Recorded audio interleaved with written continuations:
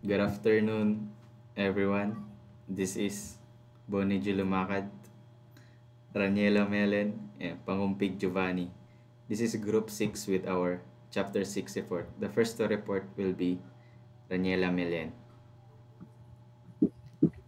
So we all know already what is communication, right?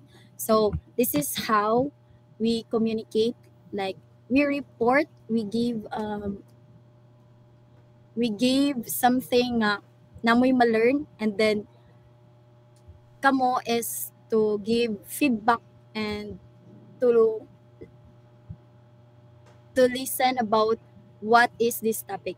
So communication is very important in management because syempre para mag-understand ta together, right? And if walay communication is naadyo'y trouble nga mahitabo. So next please. So what is communication? According to Morris Philip Wolf and Shirley Cooper, so gidefine niya siya as a process of sharing information through symbols including words and message. Of course, this is a process nga na muhatag tag informations so that namoy ma-understand, and of course namoy knowledge about ana. And then sa communication, happens between superior or subordinates, between peers, between a manager and a client or customer. Next, please. So we have a function of communication. First is the information function. So during a part is um, during a part is to give an information para sa imong work, unsa imong buhaton. So tagaan lang kag information nga kanala imong buhaton. So example ana is construction worker, for instance, may be given instructions on the proper use of certain equipment. This will later provide him with a guide in deciding which equipment to use in particular circumstances. Next is the motivation function. So during the part is to let you or tagani mag motivation quote something or words para ang employee is maka-feel pud sila og gaan sa when it comes sa trabaho. Og so next is the control function. So dira nga part is um dira nga part is muhatag og command taas-taas na for example HR ka. So you should hire someone para naay ikabutang atong kulang nga trabaho. So kailangan dara ra jud kataman. So mo na ang control function. So lastly is the emotional function, which is you know already na lahit ta og emotion every day. So dili siya per me happy, dili pud sad or diba angry or something. So dapat makita pud nato atong mga employee nga kung sad sila, dapat tagaan na to sila og guide nga istoryahan na to sila tarong kay syempre maapektuhan jud ang performance sa work nila. So next please. Yes, so this is a communication process. First is the sender, and then he or she develops idea, and then next is to encode, then iyang i-transmit ka receiver na naka-receive sa message, and then iyang i-decode. Next is accepts or reject, and then mo provide din siya feedback. So next please. So ila-ilahon na to si 8 steps of communication process. So una is develop an idea. Syempre dili man ta diretso mo storya dayon like mo diretso ra din tag storya nga unsay mga line. Di ba inga na. So actually is gi-develop pa jud na siyang idea ay ha ni istorya. So next is the encode. So there na din niya i-finalize ang idea niya ganina. Ay ha niya i-transmit na dayon ang iyang giingon. So dito na din i-part na i-istorya niya sa kang receiver, which is mo istorya siya nga kung sa interview pa lang na mag-hiring. So first mo na siya, why should I hire you? So muna na siya ang transmit. Next please. So diri nang part is ma-receive na ni receiver ang message. So after ana is si receiver mo decode siya og message, of course. So yan ang i-finalize unsa yung itubag ana nga pangutana, why should I hire you? So iya pa nang i-decode, i-finalize niya tanan unsa iyang itubag para nga pangutana. And then there na nga part is to accept or reject ang kana nga pangutana. Angay ba jud siya angay ba itubag na nga pangutana or not. So next please. So there are factors that will affect the acceptance or rejection of message. First is the accuracy of the message. Of course, there ang part if maka-question pod si receiver, angay ba jud pangutana ay angay ba jud i-answer na nga pangutana or appropriate ba na siya nga pangutana kung hiring ka, di ba? So next is whether or not the sender has the authority to send the message. So the important part is if nabay authority si receiver to answer this question. Gignan ba siya ni sender na i-answer ba ning question or something. So maka-apekto gyud po na siya sa pag-accept or reject message. Next is the behavioral implication. Sometimes kay basta interview ni mga hambugero or something. So ma-reflect yapon sa imo ang ma-reflect yapon dara ang imong behavior. So that kailangan formal jud ka nga mutubag anang matubag ana nga pangutana. Kay naay uban nga mo istorya dayon og like why should I hire you? Di mo tubag kag syempre hiring mo. So dili jud siya pwede. So next is the use. Kani diri nga part is it's the purpose or function of the exchange, which is to successfully transfer information, build relationships, or influence behavior.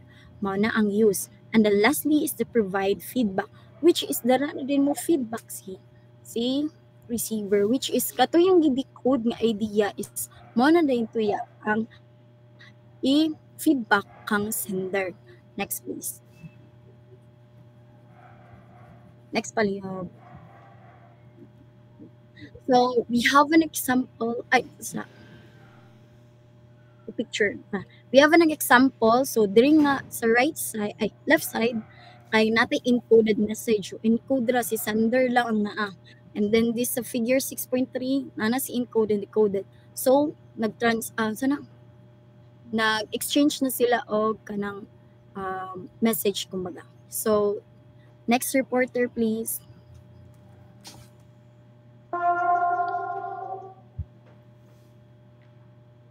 Forms of communication. The main types of communications are verbal and nonverbal, which are categorized by the method used to convey a message. First, we have verbal communication. Verbal communication are those transmitted through hearing or sight. These modes of transmission categorizes verbal communication into two classes, oral and written. So, verbal communication in general is the use of spoken words to share information. For example, is you're having a face-to-face conversation with your friends, or a Zoom meeting with your colleagues, a phone call with your family, or a presentation for your company. So those are the examples for the verbal communication. Next, we have nonverbal communication. Nonverbal communications is a means of conveying message through body language as the use of time, space, touch, clothing, appearance, and aesthetic elements.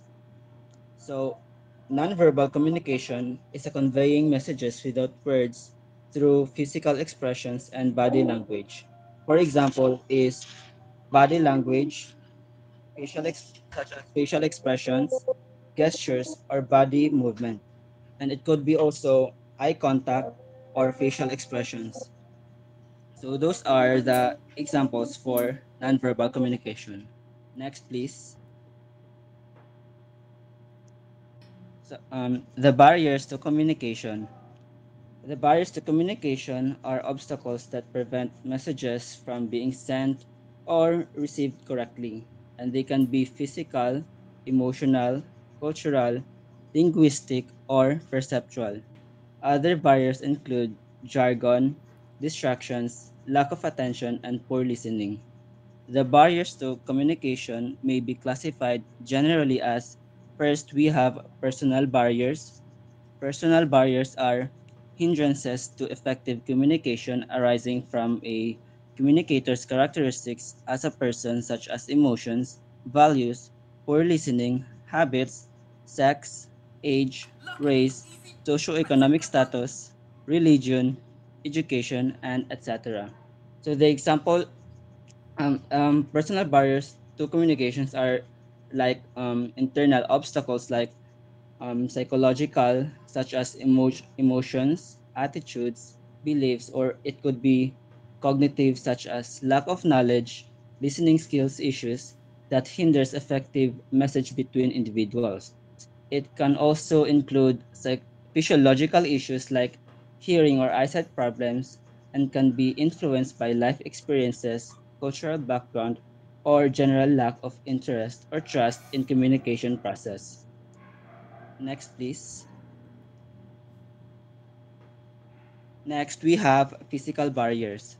Physical barriers refer to interferences to effective communication occurring in the environment where the communication is undertaken. The very loud sound produced by a passing jet temporarily drowns out the voice of a guest delivering a speech. So, physical barriers to communications are environmental or tangible obstacles like noise, distance, extreme temperatures, poor lighting, faulty equipment, and inconvenient layouts that hinders the sending or receiving of messages.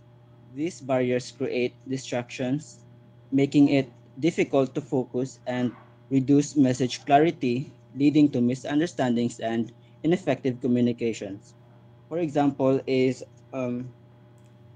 the noise that is created by a loud music, a construction site, or a ringing telephone that can interrupt conversations and making it hard to hear. Next, we have semantic barriers. Semantic is the study of meaning as expressed in symbols, words, pictures, or actions are symbols that suggest certain meanings. When the wrong meaning has been chosen by the receiver, misunderstanding occurs. Such error constitutes a barrier to communication. So the example for semantic barrier to communications are like jargon, technical terms, abstract words, culturally specific meanings, synonyms, and ambiguous words that cause different interpretations. Next, please. So we have overcoming barriers to communication. When communication barriers um, When communication barriers threaten effective performance, certain measures must be institute to eliminate them. To eliminate problems due to noise, selective perception, and distraction, the following are recommended. First, we have use feedback to facilitate understanding and increase the potential for appropriate action. Second, we have repeat messages in order to provide assurance that they are properly received. Third, we have used multiple channels so that the accuracy of the information may be enhanced. And lastly, we have used simplified language that is that is easily understandable and which eliminates the possibility of people getting mixed up with meanings. So to overcome communication barriers, we should practice active listening and give clear, simple messages using language your audience understands. Knowing your audience, check your body language, choose the right time and place, and seek feedback to ensure your message was understood. Fostering empathy, cultural awareness, and inclusive environment can also significantly improve communication effectiveness. So that's all for overcoming barriers to communication. Okay. Should be the next. Techn- Techniques for communication in organization. Communication may be classified as to the types of flow of the message, which are the follows: downward, upward, or horizontal. Each of the types of message flow has its own purposes and techniques. Downward communication. Downward communication refers to a message flows from higher levels of authority to lower levels. So this is basically like uh not ako like nag-give on instruction sa a leader giving instruction to the lower levels or the uh like the employees, and or to provide information about policies and procedures, to give feedback about performance, or to indoctrine or motivate. Among the techniques, it can be used by letters, meetings, telephones, manuals, handbooks, and newsletters. Upward communication. There is a need for management to provide employees with all the necessary material and non-material support it can give. The first requirement, however, is for management to know the specific needs for the employees. This is the primary reason for upward communication. So this is basically the employees na ilang opinion nila or suggestion nila sa ilang mga superiors, or yeah, or silang manager. So they use is for communication is this a formal grievance procedure, employee attitude and opinion surveys, suggestion system, open door policy, informal grape session, task force, and exit interviews. Horizontal communication refers to the messages sent to individual or groups from another of the same organizational level or position. So basically when mga employees or same level na individual nila, and they try to communicate between those same level nila, the purpose of this horizontal communication is to coordinate activities between departments and persuade others the same level of organization, or to pass information about activities or ilang mga feelings. So they use the method techniques that they use for horizontal communication are memos, meetings, telephones, picnics, dinners, and other social affairs. So this is basically the examples of how this works. Message flow areas of concern: upward communication, problems and exception, suggesting for improvement, performance reports, grievance and disputes. Downward communication, implementation of goals, strategies, and objectives. So basically suggestions sa employees. Horizontal communication, interdepartmental coordination, intra-departmental problem solving. So basically this is inside or outside na communications between individuals or sa staff, advice to the departments. Management Information System. Management Information System, or MIS, is defined by Bone and Courts as an organized method of providing past, present, and projected information on internal operation and external intelligence for use in decision making. So nasa picture ang iyang example. So this is how it works. Nakakonect sa MIS ang manufacturing, finance, engineering, marketing, personal and research development na naka-systemize sila in one go. So the purpose of MIS is to establish for various reasons and and hunger, enumerate them as follows: to provide basis for the analysis of early warning signals originate from both externally and internally. So basically if na warning signal that sa gawas or sa sulod sa organization, to automate routine clerical operation like payroll and inventory reports. So reports and inventory, to assist managers in making routine decisions like scheduling orders, assigning orders to machines, and reordering supplies, to provide the information necessary for management to make strategic or non-program decision. So that's how yung purpose sa So that's all our report for Group 6, Chapter 6. Thank you.